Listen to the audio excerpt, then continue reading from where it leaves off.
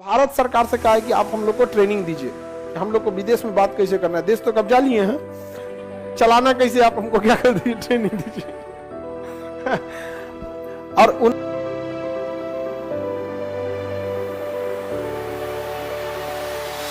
अभी अफगानिस्तान में जो तालिबान वाले हैं वो तो हमारे दूतावास के लोग वापस चले थे। वापस तालिबान ने कहा कि अपना दूतावास चालू कीजिए, हमें कोई आपत्ति नहीं है। तो भारत सरकार ने दूतावास वापस चालू कर दिया। अफगानिस्तान में तालिबान जब से आई है उनको विदेश में बात कैसे करना है पता नहीं है। विदेश में बात करने का तरीका अलग होता है, एक प्रोटोकॉल होता है। तो भारत सरकार से कहा है कि आप हम लोग को ट्रेनिंग दीजिए, हम लोग को विदेश में बात कैसे करना है, देश तो कब्जा लिए हैं, चलाना कैसे, आप हमको क्या कर दीजिए। और उन्होंने कहा कि दोबारा भारत में विकास का काम कीजिए, अफगानिस्तान में विकास का काम कीजिए। हम लोगों ने वहाँ सलमा डैम, शाहतूत डैम ये सब बनाए थे, सड़कें बनाए थे, संसद भवन बनाए थे, सब बनाए थे वहाँ पे, इंदिरा गांधी हॉस्पिटल बनाए थे।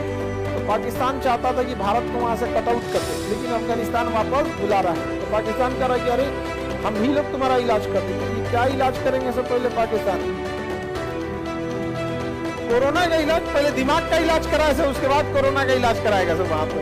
बिना मतलब का चीजों को यहाँ पे एक से एक रहता है।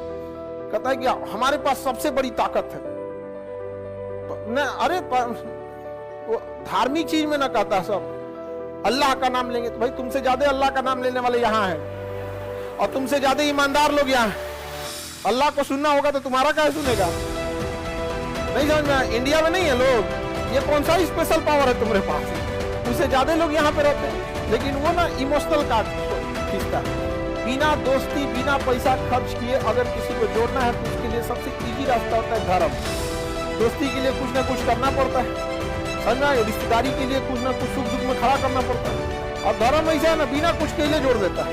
तो उसको लगता है क्या यही उसका पावर है। हमारे यहाँ घूमने फिरने ही सस्ता में पर्यटक कहाँ हो जाता है? नेपाल हो जाता है। हम दोनों का रिश्ता बहुत अच्छा है। यहाँ पे आईटीबीपी में है, नियम है कि गोली नहीं चलाना है एनी हाउ। ना चाइना हमारे ऊपर गोली चलाता है, ना हम चाइना के ऊपर चलाते हैं। लाठी मारे थे लोग, हमने लाठी और बांस से मारे थे लोग चाइना में। हमारी गलत फहमी है कि चाइना को हमें बंदूक से लड़ना है।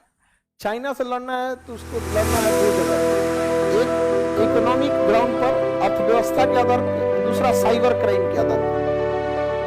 किसी भी कम्युनिस्ट देश पर अगर उसकी अर्थव्यवस्था गिरी तो देश गिर जाएगा, क्योंकि कम्युनिज्म जो है ना, इसका कोई अस्थायी सोल्यूशन नहीं है।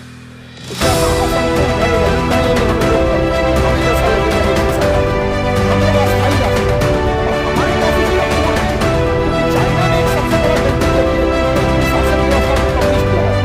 कम्युनिस्ट चुनाव नहीं होता है, सरकार आपका ध्यान रखती है, तब तक आप खुद सरकार आपका देश की अर्थव्यवस्था महंगाई बढ़ेगी, सरकार ध्यान नहीं देगी,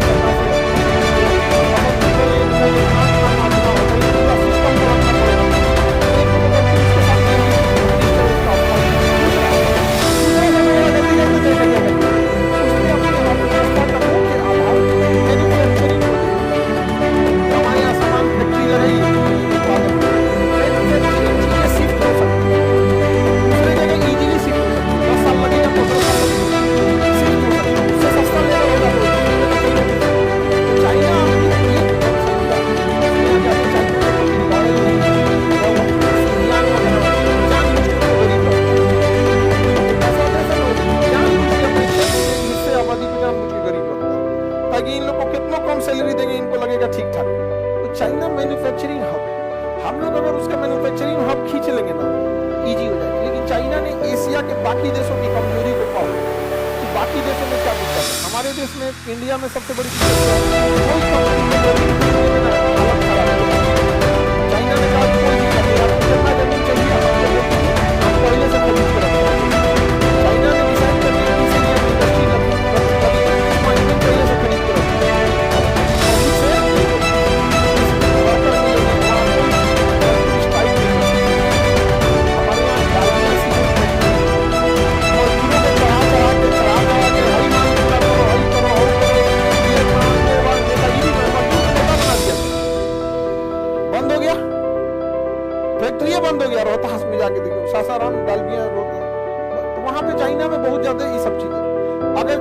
अर्थव्यवस्था गिरी तो वो कम्युनिस्ट देश टूटेगा, तब यहाँ से जाएगा कौन?